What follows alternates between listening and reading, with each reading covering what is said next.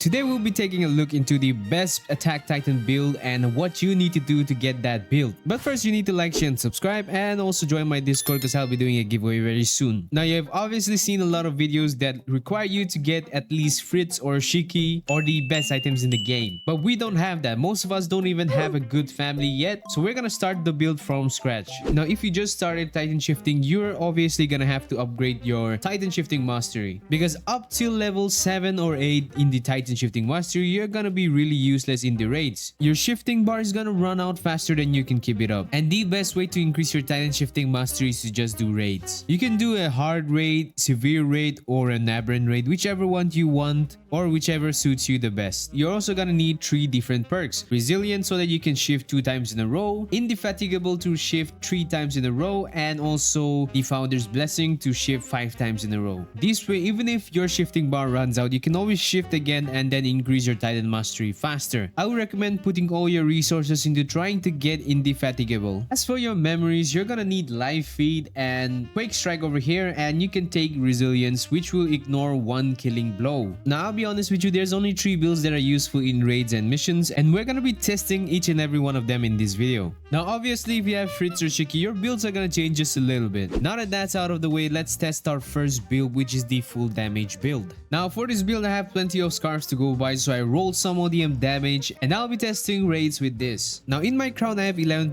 ODM damage and 15% skill cooldown, and I really don't want to reroll this because I really don't have much gold, so I'm just gonna keep it like this. Now for my skills, I haven't really unlocked everything yet, but I do have a full offense skill tree, which brings me to about 152,000 damage. With this, I'll be testing the raid with Nightmare, Injury Prone, and Fog.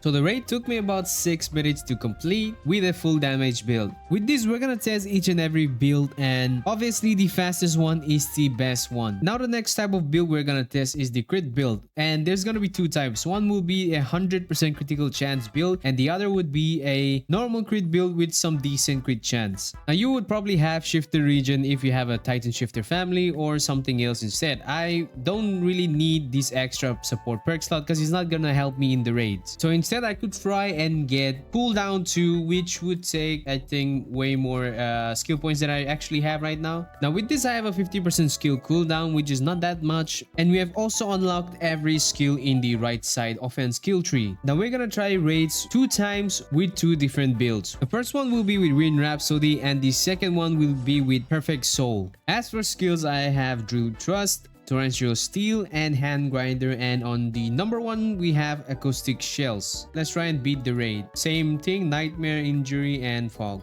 5 minutes later. 6 minutes again. I think I took longer because Torrential Steel and Drill Trust are not really good skills for raids. Now we're gonna try the raid with our second build without Wind Rhapsody, and it's not gonna be Perfect Soul because I think Perfect Soul is not that good of a choice. We'll be using Sanctified and Peerless Focus. With this, we have a 63% critical chance and 115% critical damage. So let's go ahead and do the raid again. Same modifiers. 5 minutes later. Surprisingly, this one took way longer, almost a minute longer than the one with the full crit build and full damage build. Now since my critical chance was a bit low, I did take a little bit more time than the full crit and the full damage build. But if you have Fritz or Shiki, you have no problem in using this build. Now I did try these 2 crit builds for about a few more raids, and the results were the same. Both the full crit and the full damage build seem to take the same amount of time to complete the raid. So if you are going for a full crit build, it's better to have a crit chance close to 100%. Now there is one build that I haven't tried, and it's the full cooldown build. With this build, I have about 89% or 90% cooldown reduction, and I'm gonna try and beat the raid again. 5 minutes later. It took 5 minutes 47 seconds, and it's a bit faster than the full damage and the full crit build. Now if you understand the formula that they use for the skill cooldown, you understand that having all cooldown on your scarf is not actually a good choice because the cooldown for the Attack Titan skills are actually really low, and if you have a cooldown reduction of 70% and you bump that up to about 100%, the difference would be only a few seconds. So you can just use a scarf with an ODM damage and 1 single skill cooldown reduction. With this, we have found the best build for players that don't have Fritz or Shiki or Jaeger. For offense perk, use Kengo or Unparalleled Strength, or Peerless Strength. For your core perks, just because it's a core perk does not mean you actually have to use a core perk. You can use Peerless Strength as a second substitute for ODM damage, or use Founder's Blessing to shift faster. For defense is obviously gonna be Immortal if you have the Mythic perk, or Font of Vitality. For support, it's obviously gonna be Tatsujin, or Sixth Sense, or Gear Master if you have any of these perks. Now if you're Fritz or Shiki, you have some broken stats. You have an extra offense perk slot, meaning that you potentially have 3 offense perk slots. One could be your body slot, and the other 2, one is from your family skill tree. Now just by using a max Kango and the damage increase from your family, you get a 100%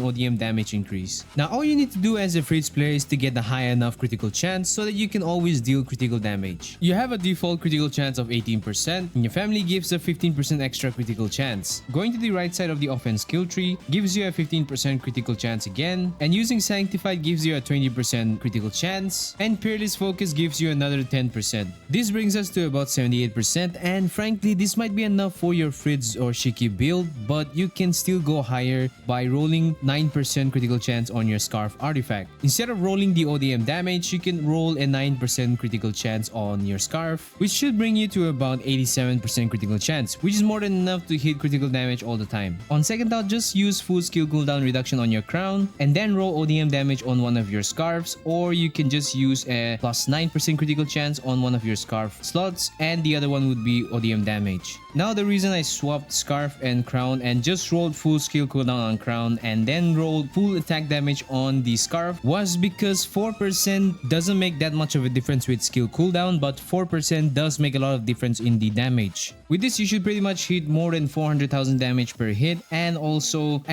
in Titan Shifter form, you do deal more damage than what you actually have, so you might be dealing more than 450,000 damage. And that is it for the video. I've already tested and shown you which one took the less time to complete a raid. Sure, I didn't do it with Kango, but it still took lesser time than I expected. So I hope that with this video, you found out which one is the best build for your Titan. I'll be ending it here. Like, share, and subscribe, and I'll see you in the next video.